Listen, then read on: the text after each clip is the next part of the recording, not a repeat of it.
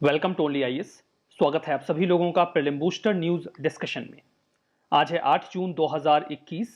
तो आइए देख लेते हैं कि ऐसे कौन से इंपॉर्टेंट आर्टिकल्स हैं जो आज हम कवर करने वाले हैं। हमारा फर्स्ट आर्टिकल बुर्किना फासो के बारे में है। बुर्किना फासो से एक बहुत ही टेरिफिक न्यूज आई है। वहां पर एक गांव में आतंकवादियों ने हमला करके कम से कम 160 लोगों को जान से मार दिया, जिसमें 7 बच्चे भी शामिल हैं। अंदाजा ये लगाया जा रहा है कि ये अटैक या तो अलकायदा या फिर इस्लामिक स्टेट ने किया होगा। पड़ोसी देश है नाइजर, उसके बॉर्डर से लगता हुआ एक गांव है सोलहन, वहीं पर यह अटैक हुआ है। लोकेशन अगर आप बुर्किना फासो की देखना चाहें तो देखिए ये है ग्लोब। यहाँ पे अफ्रीका दिख रहा होगा आपको। अफ्रीका में जो ग्रीन कलर की कंट्री आपको दिख रही है दैट इज बुर्किना फासो। तो आपको अंदाजा लग गया होगा कि है कहाँ पे। पड़ोसी देश अगर आप देखना चाहें तो पड़ोसी देशों में आपको मिलेंगे माली, नाइजर, बेनिन, टोगो, घाना और आइवरी कोस्ट। यहाँ पर देखिए नाइजर है और नाइजर के बॉर्डर के कुछ ही दूरी पर है गांव ये सोलहन। यहीं पर आतंकवादियों ने हमला किया, 160 लोगों को जान से मार दिया। ये नंबर शुरू में 100 आए, फिर 132, फिर अभी जो लेटेस्ट डेटा मेरे पास था दैट वाज ऑफ 160 सिविलियंस। उसके बाद उन्होंने पूरे गांव को आग लगा दी। वहाँ के जो राष्ट्रपति हैं कोच काबोरे, उन्होंने 3 दिन का शोक डिक्लेयर किया है। यूनाइटेड नेशंस के सेक्रेटरी जनरल एंटोनियो गुटेरेस ने इस पूरे अटैक को कंडेम किया है, क्योंकि वहां पर उन्होंने पॉइंट आउट किया कि 7 बच्चों ने भी अपनी जान गंवाई है। That was a kind of heinous attack. उन्होंने ये भी कहा कि अब समय आ चुका है कि इंटरनेशनल कम्युनिटी एक साथ आए, वहां की गवर्नमेंट को इस तरीके से एम्पावर किया जाए कि वो एक्सट्रीमिज्म को पूरी तरीके से जड़ से खत्म कर सकें। देखिए 2015 के बाद ये डेडलीस्ट अटैक है। आपको जानकर सरप्राइज होगा कि 2015 के पहले बुर्किना फासो में जो टेररिस्ट एक्टिविटीज थी वो नहीं थी। वहां पर एक प्रेसिडेंट हुआ करते थे ब्लाइसे कंपावरे। ये वहां पर 27 सालों से प्रेसिडेंट थे, 1987 से ही, और संविधान में संशोधन करके 2014 के आसपास और लंबे समय तक प्रेसिडेंट बने रहना चाहते थे। लोगों ने इनका विरोध किया। इनके ऊपर आरोप यह लगता है कि इन्होंने नाइजर में एक समूह के साथ साठगांठ कर ली जिसका संबंध अलकायदा से था, जिसमें उनसे यह कहा गया कि वो बुर्किना फासो का इस्तेमाल कर सकते हैं इलीगल एक्टिविटीज के लिए, इलीगल ट्रेड के लिए। हालांकि उन्होंने उनसे यह कहा था कि आप अटैक मत करिएगा हमारे देश पर। ऐसा होता है क्या कि अगर आप किसी आतंकवादी संगठन को अपने देश में इनवाइट करते हैं और वो अटैक नहीं करेगा। फर्दर इन्होंने जो फ्रेंच फोर्सेस थी और यूएन पीस कीपिंग फोर्सेस थी उनको भी इनवाइट कर दिया। हालांकि वहां पर एक कू हुआ या फिर लोगों ने प्रोटेस्ट करके इनको फोर्स किया कि रिजाइन कर दें। इन्होंने रिजाइन तो कर दिया और 2015 के बाद से वहां पर नई सरकार बनी, लेकिन उसके बाद से ही इंस्टेबिलिटी बनी हुई है। मतलब ये आदमी जिसने वहां पर 27 सालों तक रूल किया, उसने जाते जाते उस देश को आग में ढकेल दिया। उसके बाद से बुर्किना फासो में लगातार टेरर अटैक्स होते रहे हैं। अभी कुछ हफ्ते पहले न्यूज आई थी कि उन्होंने 5 बच्चों को पकड़ के उनके हाथ काट दिए थे आतंकवादियों ने। तो मतलब काफी बुरी स्थिति है वहां पर right now. Definitely international community को एक साथ आना चाहिए। बुर्किना फासो के बारे में कुछ बेसिक बातें अगर आप जानना चाहें तो वेस्टर्न अफ्रीका की कंट्री है, लैंडलॉक्ड है। बॉर्डरिंग कंट्रीज मैंने आपको बता ही दी हैं, Mali, Niger, Benin, Togo, Ghana और Cote d'Ivoire. Low income Sahelian country है, मतलब सहारा के नीचे का जो रीजन है साहेल वाला, वहां पर ये कंट्री है। इकोनॉमी का मेन सोर्स एग्रीकल्चर है, 80% लोग वहीं पर एम्प्लॉयड हैं। एक एक्सटेंसिव प्लेटू है कंट्री में, सवाना का रीजन है, तो फिर नॉर्थ में आपको ग्रासलैंड मिलेंगे कंट्री के और साउथ में कुछ जंगल भी मिलेंगे। So that was all about Burkina Faso. हमारा नेक्स्ट आर्टिकल आई फैमिलिया के बारे में है। इंटरपोल ने अभी हाल ही में आई फैमिलिया नाम का एक ग्लोबल डेटाबेस लॉन्च किया है। इसकी मदद से हम किसी भी अनआइडेंटिफाइड ह्यूमन रिमेन को पता कर पाएंगे कि वो किससे जुड़ा हुआ है। कुल मिला के हम रिलेटिव्स के डीएनए का इस्तेमाल कर सकते हैं किसी इंडिविजुअल को आइडेंटिफाई करने के लिए। आई फैमिलिया एक ग्लोबल डेटाबेस होगा जिसका इस्तेमाल हम मिसिंग पर्सन्स को आइडेंटिफाई करने के लिए कर सकते हैं, उनके फैमिली मेंबर के डीएनए का इस्तेमाल करके। इससे पुलिस को भी मदद मिलेगी वेरियस केसेस को सॉल्व करने के लिए।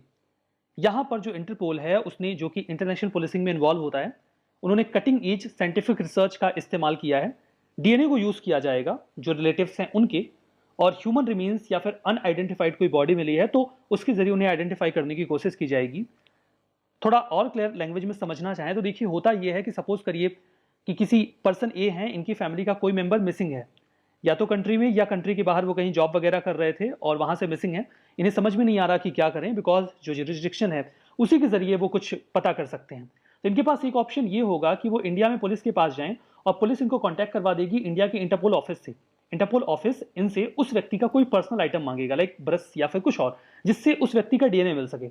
अगर ऐसा कोई आइटम नहीं है तो फिर उनके जो रिलेटिव्स हैं, फैमिली मेंबर्स हैं, उनका डीएनए कलेक्ट कर लिया जाएगा, जिससे उनका डीएनए मैच कर सकता है और उसे जो इंटरपोल है वो अपने डेटाबेस में स्टोर कर देगा। कहीं पर भी जो भी जुरिस्डिक्शन है इंटरपोल का, वहां पर कोई अनआइडेंटिफाइड बॉडी रिमेन मिला है तो वो उसका डीएनए निकाल के अपने डेटाबेस में सर्च करेंगे। अगर किसी व्यक्ति के डेटाबेस के साथ जो डीएनए का डेटा है उसके साथ वो मैच कर जाता है तो पता चल जाएगा कि व्यक्ति किस फैमिली से बिलोंग करता है, किस से बिलोंग करता है। फिर उस कंट्री में इंफॉर्मेशन कन्वे कर दी जाएगी, उस इंडिविजुअल को इंफॉर्मेशन कन्वे कर दी जाएगी। कई बार तो व्यक्ति की मौत हो चुकी होती है, लेकिन चूंकि पता नहीं होता, जानकारी नहीं मिल पाती, तो फिर जो डेथ सर्टिफिकेट है वो नहीं बन पाता और भी लीगल ग्लिचेस फेस करने पड़ते हैं। तो एक तरीके से हेल्प हो जाएगी थोड़ी बहुत।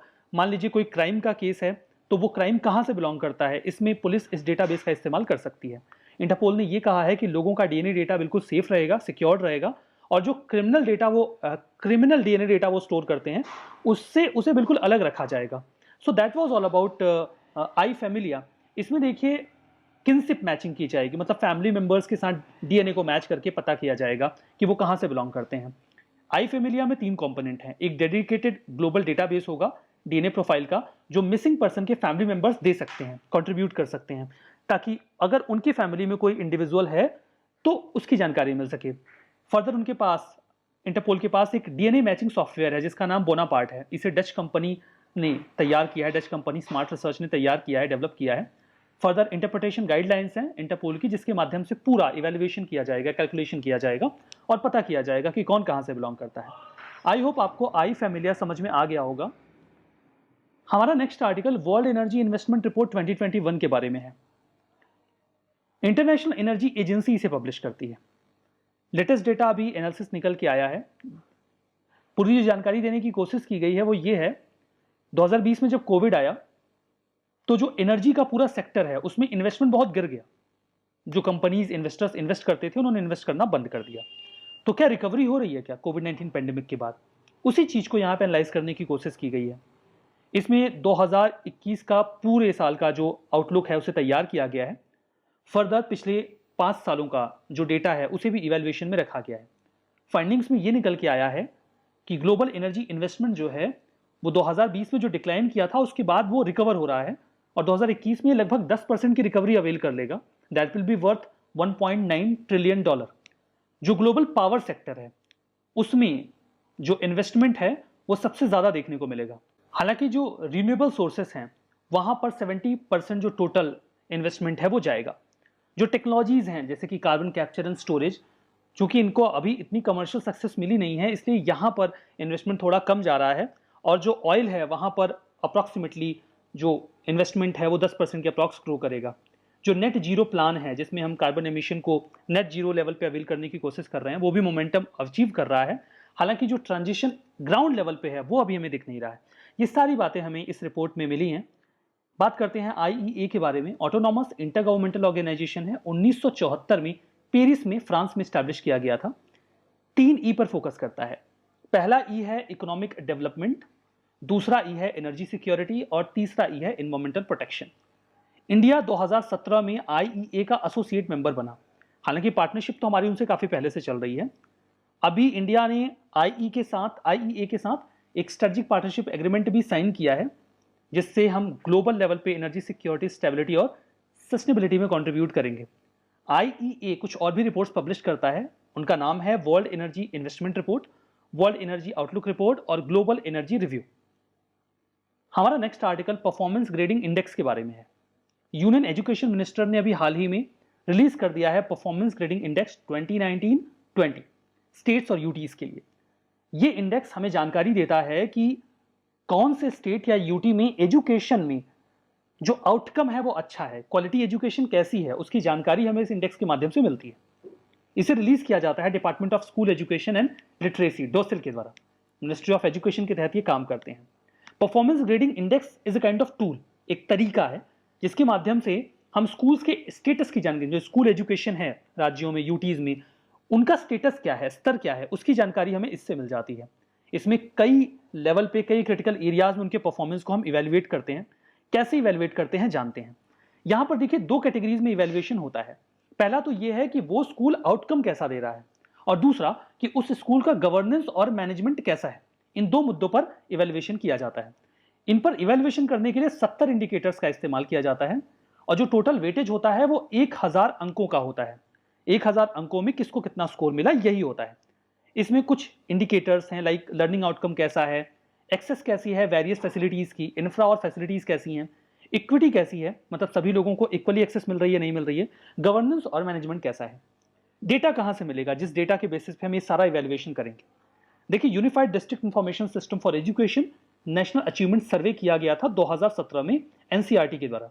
उसमें सभी स्कूल्स का डेटा हमारे पास है। उस डेटा का इस्तेमाल करके हम इवेल्युएशन करते हैं। Further mid day meal, public financial management system और शगुन पोर्टल, जहां पर 92 लाख टीचर्स और 26 करोड़ स्टूडेंट्स हैं, उनके माध्यम से भी हमें स्कूल एजुकेशन का इनफ डेटा मिल जाता है, जिसका इस्तेमाल इस पूरे ग्रेडिंग सिस्टम में इवेल्युएशन के लिए किया जाता है। पहली बार इस इंडेक्स को 2019 में पब्लिश किया गया था, जिसका रेफरेंस ईयर 2017-18 था। क्या निकल के आया? पंजाब ने सबसे ज्यादा स्कोर किया है, 1000 में से 929.929, और काफी इंप्रूवमेंट है ये। 2020 में जो इनका स्कोर था दैट वाज जस्ट 769, तो काफी बढ़िया स्कोर आया है। पंजाब, तमिलनाडु, केरला, ये सभी हाई स्कोरर रहे जिन्होंने 90% से ज्यादा स्कोर किया है। गुजरात कभी सेकंड प्लेस पे हुआ करता था, गिर के 8वें प्लेस पे चला गया है। मध्य प्रदेश, छत्तीसगढ़, इनमें तो काफी ज्यादा गिरावट देखने को मिली है। So that was all about this index. हमारा नेक्स्ट आर्टिकल लामू पोर्ट के बारे में है। Lamu port first of all India में नहीं है, it is in Kenya. But अगर कोई स्ट्रेटेजिक डेवलपमेंट हो रहा है तो हमें जानकारी होनी चाहिए। कीनिया ने अभी अपना नया मेगा इंफ्रा प्रोजेक्ट जो है वो लॉन्च कर दिया है। ये उनकी एक एम्बिशियस ट्रांसपोर्ट कॉरिडोर का पार्ट है, जिसमें वो लामू, जो उनका पोर्ट है, उसे साउथ सूडान और इथियोपिया से जोड़ रहे हैं। देखिए, ये है कीनिया, और कीनिया में यहां पर है लामू। इसके नीचे देखिए इनका एक और पोर्ट है, काफी इंपॉर्टेंट है, दैट इज मोम्बासा। अगर ये लामू पोर्ट बन जाएगा तो मोम्बासा के बाद ये दूसरा सबसे बड़ा पोर्ट होगा कीनिया का। तो वो यहां से लामू पोर्ट से साउथ सूडान और इथियोपिया को कनेक्ट करने का प्लान कर रहे हैं। अब यहां पे जो इंपॉर्टेंट बात है वो ये है कि इस पोर्ट को डेवलप किया जा रहा है एक चाइनीज कंपनी के द्वारा, जिसका नाम है, यहां पर देखिए मेंशन है, that is China communication construction company. वो इस पे काम कर रहे हैं। $23 बिलियन का ये पूरा प्रोजेक्ट है, जो कि लैपसेट का पार्ट है, that is Lamu port south Ethiopia transport corridor. ठीक है। जो हमारा नेक्स्ट आर्टिकल है वो साल्ट वाटर क्रोकोडाइल के बारे में है। हाल ही में जो पटासाला रिवर है, एक गांव है सिलापोखरी करके, भितरकनिका नेशनल पार्क में, वहां पर एक साल्ट वाटर या एस्चुरिन क्रोकोडाइल मरा हुआ पाया गया। मैं आपको बता दूं कि उड़ीसा एकमात्र ऐसा राज्य है भारत का जहां पर आपको क्रोकोडाइल की सभी स्पीसीज मिल जाएंगी, लाइक घड़ियाल, मगर, साल्ट वाटर क्रोकोडाइल सब मिल जाएंगे। तो अगर हम साल्ट वाटर क्रोकोडाइल की बात करें तो सबसे बड़ा क्रोकोडाइल स्पीसीज है ये धरती पर जो भी पाया जा रहा है। ये काफ़ी इनफेमस होते हैं, ग्लोबली इनफेमस हैं, मैन ईटर होते हैं। अगर आप इनके आसपास जाएंगे तो ये आपकी टांग पकड़ के खींच लेंगे और खा जाएंगे या जान से मार देंगे। तो इसके लिए काफ़ी इनफेमस है। तो मुद्दे की बात यह है कि आपको इनके आसपास जाना क्यों है, जब तक कि आप गलती से फंस ना जाएं। हैबिटेट उड़ीसा का Bhitarkanika national park, Sundarban west Bengal में, और Andaman and Nicobar island. South east Asia और नदर्न ऑस्ट्रेलिया में भी ये पाए जाते हैं। आईयूसीएन की रेड लिस्ट में लीस्ट कंसर्न है। वाइल्ड प्रोटेक्शन एक्ट ऑफ 1972 के शेड्यूल 1 में है। साइट्स के अपेंडिक्स 1 में है, लेकिन हर जगह के लिए नहीं। Australia, Indonesia, Papua New Guinea, यहाँ के लिए अपेंडिक्स 2 में है। जहाँ पर पॉपुलेशन ज़्यादा होती है वहाँ पर ईज दे दी जाती है, ऐसा ही होता है। थ्रेट्स की बात करें तो इलीगल हंटिंग, हैबिटेट खत्म हो रहा है। एक बड़ा मुद्दा एंटीपैथी का है, क्योंकि लोगों को पता है कि ये अगर आपके आसपास हैं तो अटैक करेंगे और जान से मार देंगे। तो अगर आसपास लोग इन्हें देखते हैं तो इनके ऊपर अटैक करके इनको जान से मार देते हैं। अभी गलत बात है, सिंस ये इस जीव का नेचर है। आप सांप को हाथ में रखकर ये उम्मीद नहीं कर सकते कि वो आपको काटेगा नहीं, आपको बच के रहना होगा, और इसलिए आप उस जीव को मार तो नहीं सकते। कंजर्वेशन एफर्ट की बात करें तो जो 1975 से ministry of environment, forest and climate change है, वो यूएनडीपी के साथ मिलकर इनके ब्रीडिंग और रेयरिंग प्रोजेक्ट पे काम कर रही है। 1974 में हमारे पास जस्ट 96 जो साल्ट वाटर क्रोकोडाइल्स हैं वो थे। अब इनकी संख्या बढ़कर 1768 हो चुकी है, जो कि बहुत अच्छी बात है। लामू पोर्ट, ये हेडिंग गलत पड़ गई है, ठीक है, वो पिछले आर्टिकल की हेडिंग यहाँ पे आ गई है। स्टेटमेंट यहाँ पे कुछ हैं, आप बताइए सही गलत। आई फैमिलिया ग्लोबल डेटाबेस है, लॉन्च किया गया है मिसिंग पर्सन को उनके फैमिली डीएनए के थ्रू आइडेंटिफाई करने के लिए। इंटरनेशनल एनर्जी एजेंसी 1957 में वियना, ऑस्ट्रिया में स्टैब्लिश किया गया। बुर्किना फासो वेस्टर्न अफ्रीका का लैंडलॉक कंट्री है। Performance grading index NITI Aayog ने लॉन्च किया है। साल्ट वाटर क्रोकोडाइल, ये चंबल रिवर में प्राइमरली पाए जाते हैं, विंध्यन माउंटेन के नदर्न स्लोप में, मध्य प्रदेश में। बताइए कौन सा स्टेटमेंट सही है, कौन सा गलत है। सेशन की पीडीएफ ओनली आईएएस के टेलीग्राम चैनल पे मिलेगी, लिंक डिस्क्रिप्शन बॉक्स में है, पीडीएफ का नहीं, टेलीग्राम चैनल का। बाकी आप सिंपली जाके वहाँ पे only IAS nothing else search भी कर सकते हैं। 1 लाख से ज़्यादा सब्सक्राइबर वाला जो चैनल मिले उसे आप ज्वाइन कर लीजिएगा, सारा पीडीएफ वगैरह वहीं पे मिलता है। आज के इस सेशन में बस इतना ही। बहुत बहुत धन्यवाद।